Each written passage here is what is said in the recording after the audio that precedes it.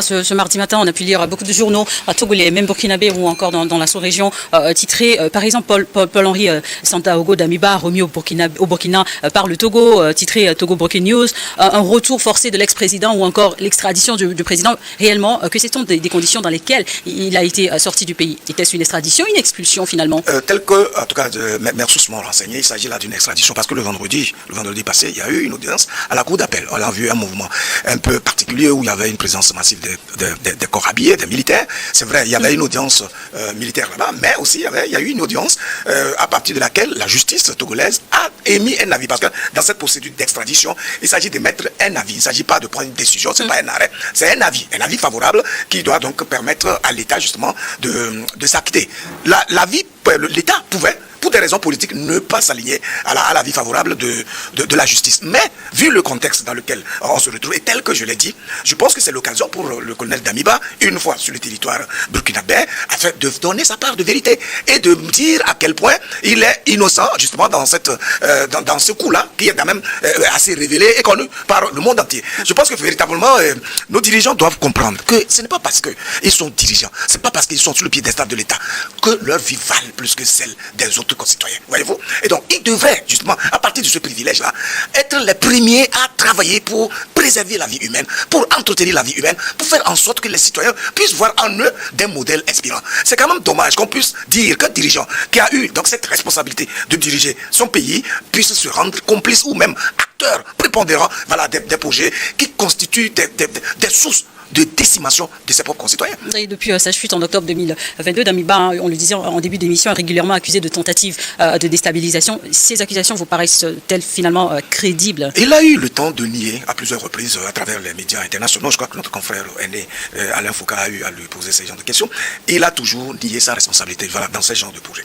Mais il se trouve que les faits sont têtus. Voilà pourquoi les dirigeants burkinabés se sont vus obligés de mettre à la place publique des témoignages des gens avec qui il conspirait contre l'État burkinabé. Alors donc, s'il n'a rien à se reprocher, tant mieux. Alors là, il a le temps précisément d'aller se justifier devant la justice burkinabé. On espère tout simplement qu'il y aurait une justice véritablement équitable, voyez-vous, et les droits donc de toutes les parties seront respectés, de sorte que la vérité puisse éclater. Mais en tout état de cause, vu l'allure même du colonel Damiba et tous les propos qu'il avait eu à tenir au moment où on le renversait, etc., ça montre clairement qu'en fait, il n'a pas démordu par rapport à son projet de requérir, ou en tout cas de reprendre le pouvoir. Et donc, dans ce conseil, on pense que, en tout état de cause, il doit en être pour quelque chose. Mais ce ne sont que des indices.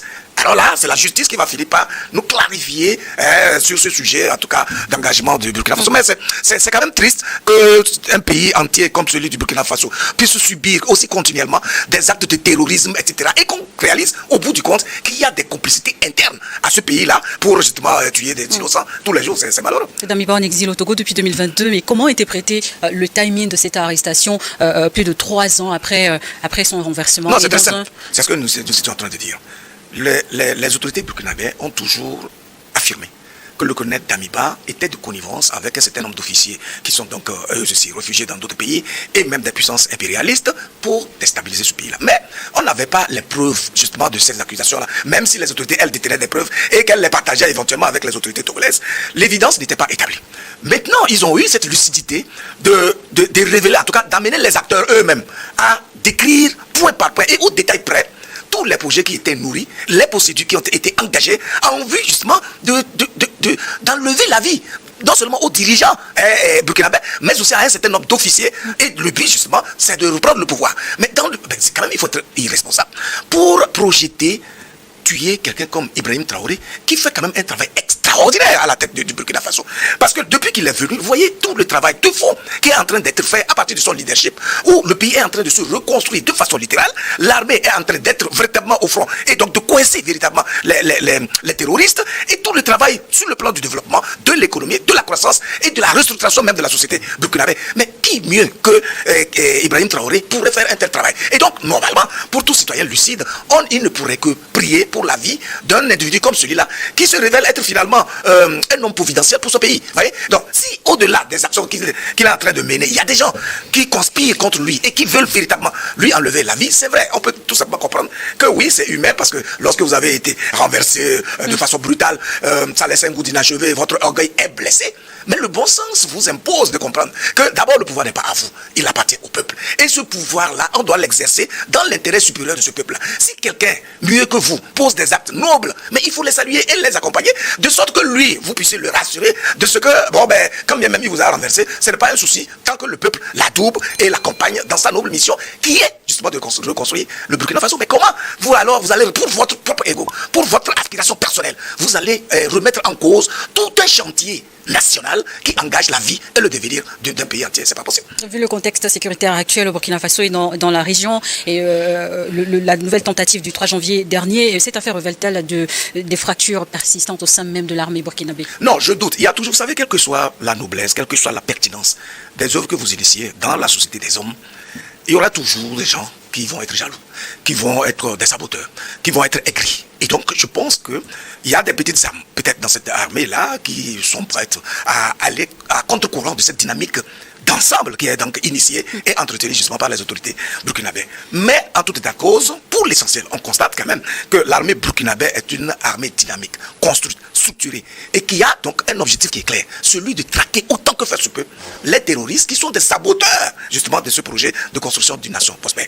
Ce chantier-là est très sérieux. Pourquoi? Parce que ces terroristes sont bichonnés, entretenus, financés et nourris par des impérialistes qui voient d'un très mauvais œil la perspective pour les États africains de pouvoir se construire, de se stabiliser et de devenir des puissances émergentes. Donc, ça veut dire que si ce travail-là continue jusqu'à présent, c'est parce que les terroristes sont soutenus et ils sont donc armés quotidiennement. Voilà pourquoi les résultats ne sont pas, disons, ils n'ont pas fini de traquer les terroristes. Et à cela, qu'on dise qu'au sein même de l'armée, qu'il y a eu ou bien qu'il y a des complicités, mais je pense qu'il faut vraiment exprimer la plus grande rigueur vis-à-vis de ces gens-là, pour qu'ils comprennent qu'ils ne peuvent plus avoir droit de citer, voilà, dans une dynamique comme celle-ci. Suite à plusieurs accusations des autorités burkinabées de tentatives de déstabilisation, selon vous, comment aujourd'hui la population burkinabé perçoit-elle Damiba?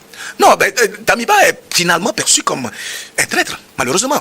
Vous avez vu, lorsqu'il a été renversé, il n'y a rien eu. Normalement, lorsque vous êtes à la tête d'un pays et vous êtes soutenu par votre peuple, en réalité, votre bouclier, c'est le peuple. S'il y a quelque chose de mal qui doit vous arriver, c'est le peuple qui doit sortir pour défendre votre cause et dénoncer justement ce qui vous arrive de mal. C'est d'ailleurs ce qui se passe avec les dirigeants de l'AES, où chaque fois qu'il y a un complot contre le dirigeant, le peuple descend dans la rue pour exprimer son soutien, pour se mobiliser autour de la cause commune que défend précisément le dirigeant. Et donc, ça veut dire que si vraiment il est totalement avéré que le colonel Paul-Henri Damiba est vraiment un conspirateur contre les dirigeants du Burkina Faso, il ne peut qu'être perçu comme un traître. Parce que le projet, comme je l'ai dit, de construction de la nation est en cours, une nouvelle dynamique est là, le rêve est créé, l'espoir renaît au sein de la population burkinabé et personne ne peut tolérer un acte de sabotage comme celui-là qui consiste à projeter l'éventualité de renverser le régime Ibrahim Traoré.